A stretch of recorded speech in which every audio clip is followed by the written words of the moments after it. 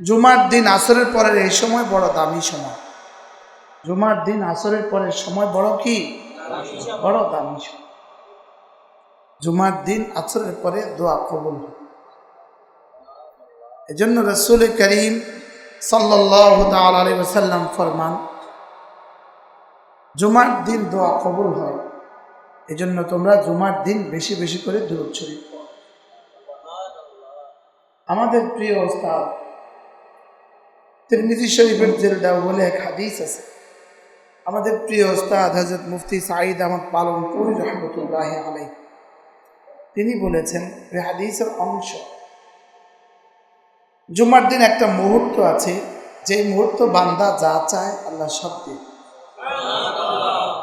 জুমার দিন একটা মুহূর্ত আছে, যে মুহূর্ত বান্দা যা চায় আল্লাহ সব দেয়। অধিকাংশ মুহাদ্দিস